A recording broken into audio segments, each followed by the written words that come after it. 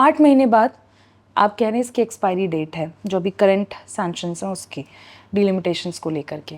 मान लीजिए देश ने वो सैंक्शंस हटा दिए, अब देश में डिलिमिटेशन का कॉन्सेप्ट दोबारा चालू हो गया। 3 बड़े सवाल मेरे। पहला, क्या देश तैयार है इसके लिए? जब इलेक्शन कमीशन खुद कटघरे में इस समय खड़ा है तो क्या हो सकती है ये? दूसरा, देश में ऑलरेडी टैक्स के जाल में लोग फंसे हुए हैं और जब इलेक्शन होता है, अभी एक इलेक्शन होता है तो कमर टूटती है। इलेक्शन कमीशन का पैसा लगता है, पार्टियों का पैसा लगता है, वो पैसा कहीं ना कहीं रोटेट ही होता है, बट स्टिल पैसा बताते कुछ है, जाता कुछ है। देश के ऊपर एक वो बोझ आएगा। तीसरा, क्या सच में आपको लगता है कि उससे कुछ देश में परिवर्तन आएगा? क्योंकि जहाँ पे एक अभी एक इंसान खा रहा था बैठ करके, क्योंकि भ्रष्टाचार तो ऐसी चीज़ है जहाँ देश में कोई किसी को साइड नहीं हटा सकता, एक बहुत बड़ा मुद्दा है। ये 3 बड़े सवाल हैं। तो अब एक जगह पे 2 बंदे वहाँ बैठे हैं, पहले तो सिर्फ एक को झेलना था, अब 2 को झेलना पड़ रहा है।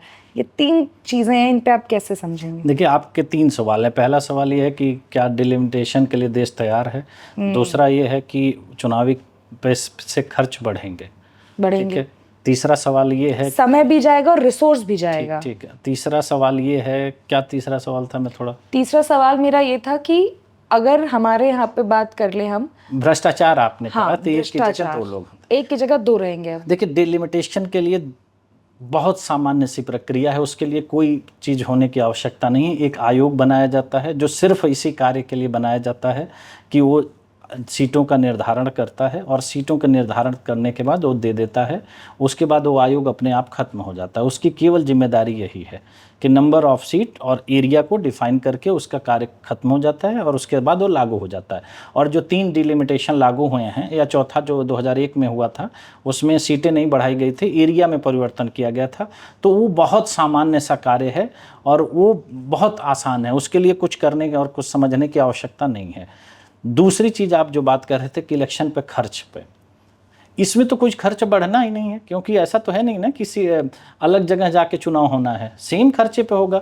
चुनाव आयोग जो चुनाव कराता है, जितने भी खर्चे होते हैं वो बूथ लेवल पे होते हैं, एजेंट जो काम करते हैं, जो अधिकारी इन्वॉल्व होते हैं, उसी पे खर्च होता है ना।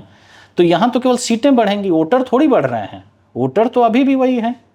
वोटर की संख्या या वोट देने के तरीके या पोलिंग बूथ, कोई चीज़ में बदलाव नहीं आ रहा है। केवल नंबर ऑफ सीट बदलने से कोई परिवर्तन तो है नहीं। जो 30 लाख लोग आज एक एमपी को चुन रहे हैं, वही 30 लाख लोग 3 एमपी को चुनेंगे। तो वोट डालने तो 30 लाख लोग तब भी जा रहे हैं ना, उसी पोलिंग बूथ पे जा रहे हैं। तो उसमें खर्चे और किसी चीज़ में कोई अंतर नहीं आने वाला, सेम एज इट इज रहेगा। केवल सीटें बदलेंगी और लोग बदल जाएंगे। वोटर के ऊपर न प्रभाव पड़ेगा, न पोलिंग स्टेशन के ऊपर प्रभाव पड़ेगा किसी चीज़ का। और इससे चुनाव आयोग का कोई लेना देना नहीं है। डिलिमिटेशन कमीशन प्योर और स्वच्छंद कमीशन होता है, उसमें कोई इलेक्शन कमीशन, कोई अनफेयर फेयर की कोई बात नहीं है। तीसरी चीज़ आपने कहा भ्रष्टाचार की, एक की जगह 2, दो की जगह एक है तभी भ्रष्टाचार है। जब संख्या नहीं है तो जो लोग वहाँ पर आकर के स्थिर हो गए हैं, उन्होंने अपना मान लिया है कि ये मेरी चीज़ है। उनको कंपटीशन का कोई डर नहीं है, उनको नहीं पता है कि मुझे हटाया जा सकता है। लोकतंत्र की सबसे बड़ी ताकत क्या है कि जब चुनाव होता है तो आप अपने मुद्दों को, और जनता को एक बार मौका मिलता है कि वो सही चुनाव कर सके। तो जब आप उनको ये सही चुनाव का मौका ही नहीं दे रहे हैं, उन्हीं लोगों में से उनको चुनना है, तो ये भ्रष्टाचार बढ़ रहा है। और अब मैंने क्या कहा कि आप डिलिमिटेशन से पहले के भारत को देख लीजिए और डिलिमिटेशन के बाद के भारत को देख लीजिए। आप डिलिमिटेशन से पहले आप एक भ्रष्टाचार के आरोप में किसी नेता को बता दीजिए, या एक किसी भी नेता के ऊपर डिलिमिटेशन से पहले आरोप लगे हैं। सारी चीज़ें तो उसके बाद हुआ। पानी भी अगर ठहर जाए कहीं पर, उसके निकलने का स्रोत बंद कर दिया जाए तो गंदा हो जाता है, मैला हो जाता है। जब उसके अंदर बहाव ही नहीं रहेगा और वो बहता हुआ ही नहीं रहेगा तो उसके अंदर गंदगी आएगी। राजनीति में गंदगी तो इसीलिए आई ना, क्योंकि वो वहीं पर ठहर गया। जो लोग हैं उन्होंने धन से, बल से या छल से, जिस तरीके से उस पूरे एरिया पे अपना कब्जा कर लिया।